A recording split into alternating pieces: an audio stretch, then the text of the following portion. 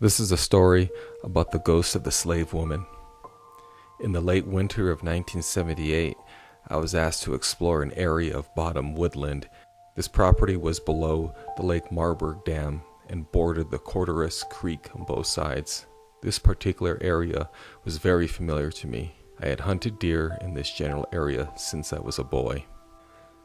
The original report stated that the phenomena was of a woman's screams that came from the hollow area, but it was always at night. Several of the Glatfelter employees had heard the sounds at various times over a 2 to 3 year period, starting in 1975. A hunter had also reported a strange blue fog coming from the marsh at about 5:30 a.m. The hunter stated to me that he noticed what he thought was a deer running out of the marsh and that he detected a bright blue fog hovering above the reeds and grasses. I investigated the area of the screams and the fog on February 22nd in 1978, beginning in mid-afternoon, and I was accompanied by a local friend and 2 Glatfelter employees. The weather was clear and very cold with little wind. We walked around the muck and the thicket for a few hours. I estimated we covered 10 acres or so. I tried to pick up any sense of spirit or residual energy while walking, but was unsuccessful. It was approximately 6 p.m. by that time, so we decided to walk back to our car, parked on a dam access road about 200 yards from the area of the initial investigation. We got into the car and tried to pinpoint a smaller area to closely examine. At about 6:45 p.m., while seated in our vehicle and drinking coffee, my friend stated that someone was walking towards us on the access road. I looked up and noticed a dark figure walking slowly, so I turned on the headlights and was amazed at what was before us. I could make out a young mulatto woman in a dark dress and a tattered blouse that barely covered her breasts. She was rocking her scarf-covered head back and forth, and it seemed like she was talking to someone. She may have gotten as close as 20 feet or so, but then she suddenly turned around and disappeared. I immediately got out of the car and looked around the area, hoping to make sense of what we had just witnessed. After a half hour or so, I decided to call off the further exploration that evening. On the way back to Spring Grove, no one said a word.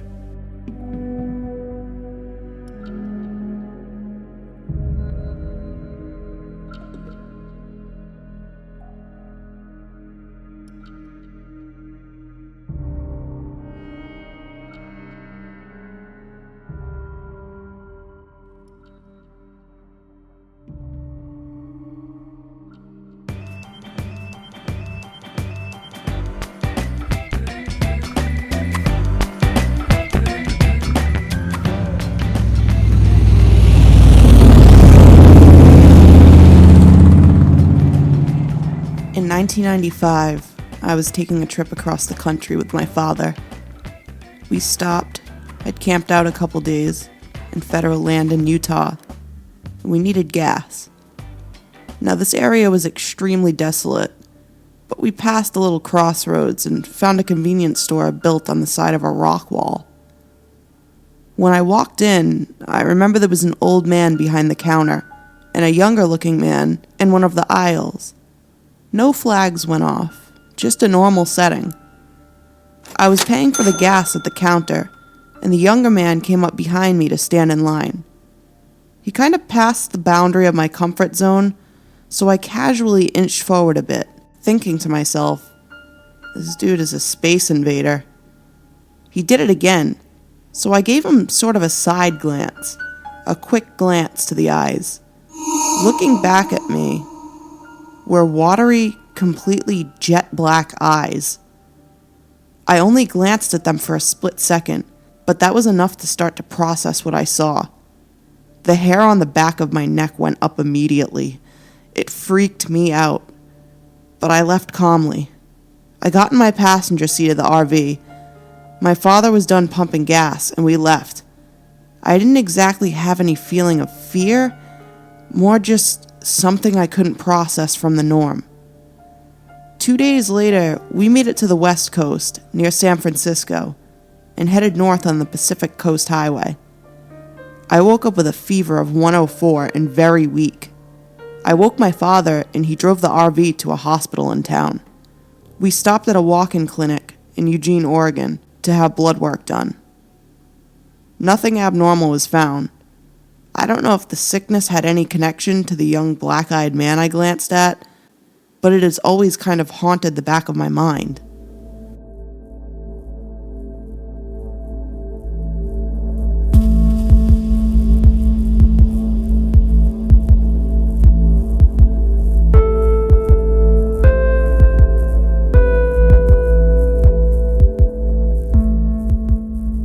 This story is about when I believe my friend was abducted by aliens. Now, I can't tell you for certain he was, but the events that happened that night were real weird. You see, we had all been out partying and drinking, but at the same time, we were all still coherent.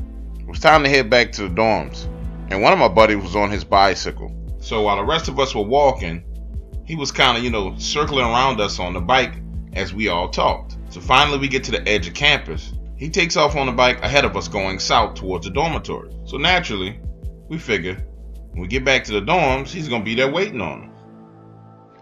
Well, when we get back, he's not there.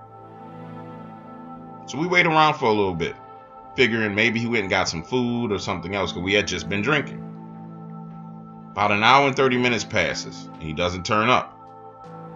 So we start calling him and texting him, just trying to figure out where the hell he is.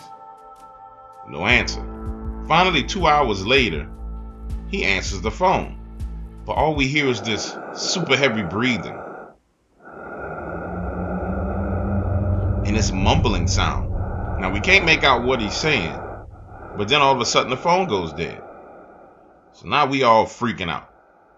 We head back out of the dormitory, start looking around the campus for him, but found nothing. The next day at 1 o'clock in the evening, he shows up. Comes into the dormitory, looks like all hell. He's wearing the same clothes from last night, but he looks terrible. We're like, dude, what happened to you? And he goes, man, I don't know. I woke up in a field 6 miles north of campus. Now keep in mind, the last time we saw him, he was riding his bike heading south towards the dormitories, but he winds up 6 miles to the north.